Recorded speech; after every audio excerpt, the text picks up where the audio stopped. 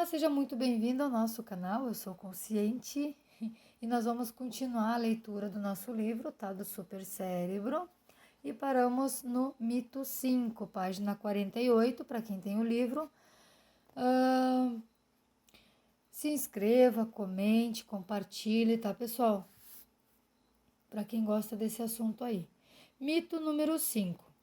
Reações primitivas, medo, raiva, ciúme e agressividade dominam o cérebro racional.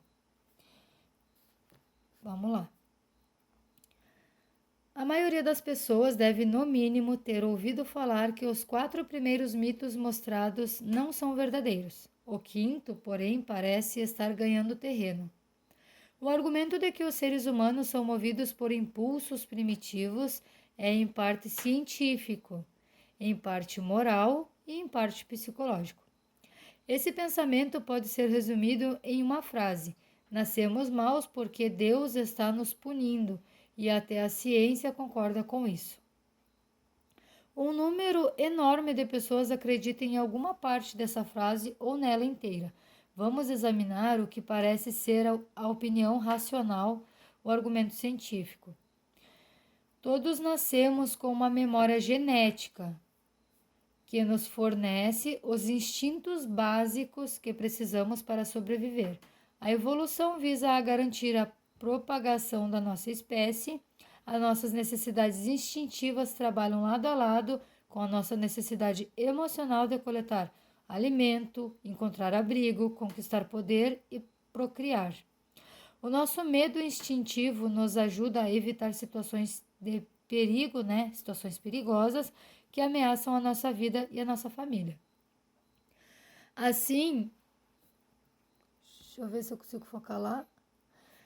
Assim, um argumento evolucionário é usado para nos persuadir de que os nossos medos e desejos instintivamente programados desde o útero dominam o nosso cérebro racional e mais evoluído, com a sua razão e a sua lógica, ignorando a óbvia irônica de que o cérebro racional inventou a teoria que o rebaixou. Não há dúvidas de que as reações instintivas são parte da estrutura do cérebro. Alguns neurocientistas se convenceram do argumento de que certos indivíduos são programados para se tornar antissociais, criminosos, alcoólatras agressivos, assim como outros são programados para ter ansiedade, depressão, autismo e esquizofrenia. Mas a ênfase no cérebro reptiliano ignora uma verdade: o cérebro é multifuncional, o que permite que qualquer experiência aconteça. Qual experiência será dominante não é algo automático e nem geneticamente programado. Existe um equilíbrio entre desejo e contenção, entre escolha e compulsão. Aceitar que a biologia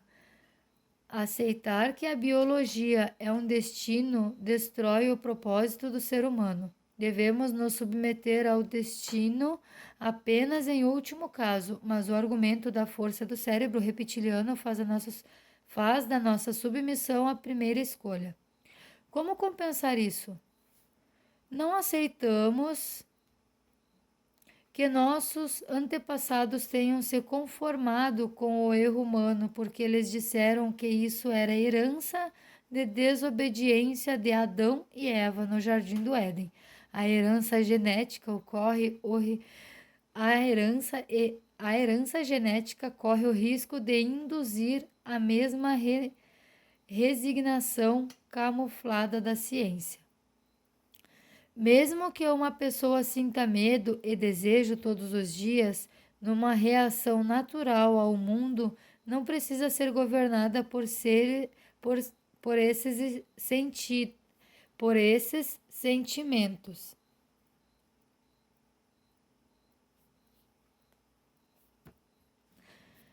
Um motorista parado numa autoestrada de Los Angeles e sufocado pela poluição sentirá a mesma reação de fuga ou luta de seus ancestrais quando caçavam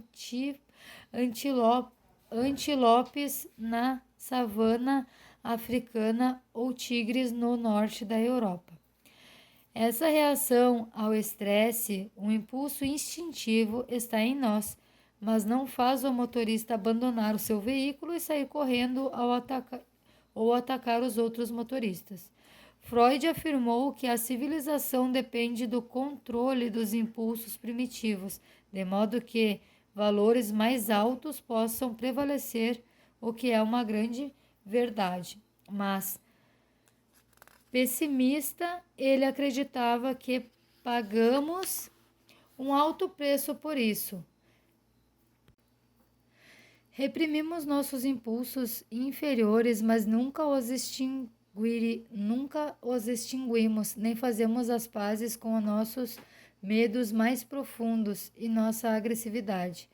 O resultado é a erupção da violência em massa, como ocorreu nas 2 guerras mundiais, quando toda essa energia reprimida cobrou o seu preço de uma maneira horrenda e incontrolável. Não podemos resumir os milhares de livros escritos sobre este tema ou oferecer uma resposta perfeita, mas com certeza rotular seres humanos como títeres do instinto animal está errado. Em primeiro lugar, porque denota uma total falta de equilíbrio. O cérebro racional é tão legítimo, poderoso e evolucionário quanto o cérebro reptiliano. Os maiores circuitos que criam um ciclo de feedback entre os dois são maleáveis. Se você é um enforcer no OK profissional, sua tarefa é provocar as brigas. Gente, se alguém sabe falar isso aqui, ó, o OK, pode deixar aí nos comentários, tá? Que tá errado, porque eu não sei pronunciar, tá? Se você é um enforcer no OK profissional, sua tarefa é provocar as brigas na quadra de gelo, e por isso você provavelmente escolheu moldar os circuitos de seu cérebro para fortalecer a agressividade, mas sempre existe uma possibilidade de escolha.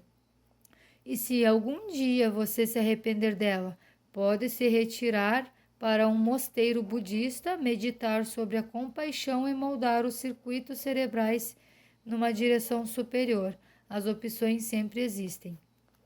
Então é isso que é ser maleável, a gente pode mudar, tem poder de decisão, né? Então isso é o mais importante.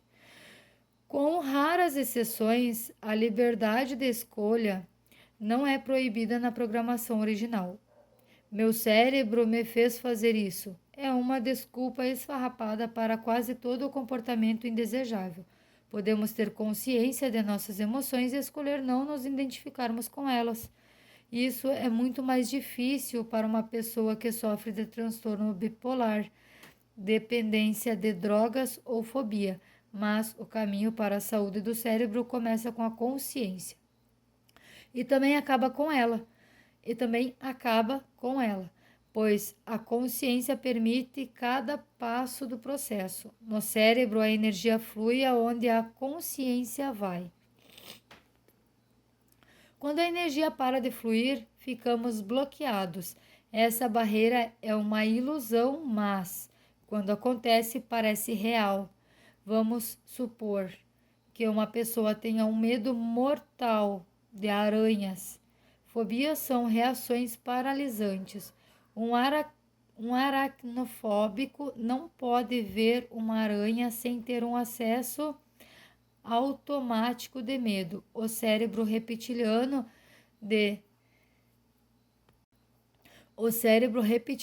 desencadeia uma complexa cascata química. Os hormônios correm pela corrente sanguínea, aceleram o coração e elevam a pressão sanguínea.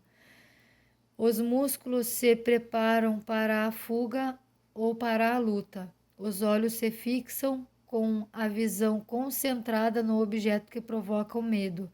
A aranha se torna enorme aos olhos da mente. Tão forte é a reação do medo que o cérebro racional, a parte racional, que sabe que as aranhas são na maioria pequenas e e inofensivas se desliga. Esse é um exemplo excelente de alguém que está sendo usado pelo cérebro. Ele impõe uma falsa realidade. Todas as fobias são, no fundo, distorções do que é real. A altura não é necessariamente motivo para pânico, nem espaços abertos, nem voar de avião ou uma infinidade de outras coisas que os fóbicos temem, desistindo do poder de usar o cérebro. Quem tem uma fobia se vê preso numa reação paralisante. As fobias podem ser tratadas com sucesso, restabelecendo a consciência e devolvendo o controle ao usuário do cérebro. Uma técnica é fazer a pessoa imaginar o que tem medo. Um aracnofóbico, por exemplo, é solicitado a visualizar uma aranha e imaginar cada vez maior e depois cada vez menor. Depois fazer a imagem andar para frente e para trás. Esse simples ato de movimentar o objeto temido pode ser muito eficiente para eliminar seu poder, porque o medo congela a mente. Aos poucos, o terapeuta pode usar uma aranha numa caixa de vidro. O paciente é solicitado a se aproximar o máximo que puder sem sentir pânico. A distância pode mudar dependendo do nível de conforto do paciente e, com o tempo, essa liberdade também restaura o controle. O fóbico aprende que tem outras opções além de apenas fugir. É óbvio que o cérebro racional pode dominar até mesmo os medos mais instintivos. Caso contrário, não existiriam alpinistas, medo de altura, equilibristas, medo de cair, ou domadores de leões, medo da morte. O lado triste, porém, é que somos todos como o fóbico, que nem consegue imaginar uma aranha sem suar frio. Cedemos ao medo, não de aranhas, mas de coisas normais: fracasso, humilhação, rejeição, velhice, doença e morte.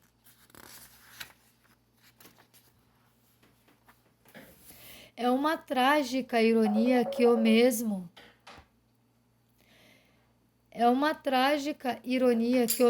cérebro capaz de dominar o medo também possa nos sujeitar a medos que nos perseguem por toda a vida.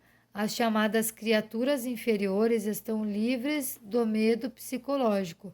Quando uma onça ataca, a gazela entra em pânico e luta por sua vida. Mas, se não existe nenhum predador por perto, esse animal leva uma vida despreocupada. Os humanos, porém, passam por terríveis sofrimentos interiores e esses sentimentos se traduzem em problemas físicos. Os riscos são muito altos de permitirmos que nosso cérebro nos use, mas se começarmos a usá-lo, as recompensas serão infinitas. Muito interessante, tá? Gente, eu não vou comentar, mas, quer dizer, eu tô louca pra comentar, mas não vou comentar porque talvez fique chato, tá? Acho que uma hora eu vou fazer um vídeo só de comentário para quem gosta de comentário. Vou pegar trechos e vou comentar, tá? Porque eu não sei se vocês gostam ou não, então vai ser vídeos específicos, tá? Mas é um assunto, nossa, apaixonante. O próximo, então, vai ser soluções do supercérebro, perda de memória, ok? Próximo vídeo. Não esquece de compartilhar, não esquece de curtir ou descurtir e deixar o comentário, tá? Um grande beijo e até a nossa próxima leitura.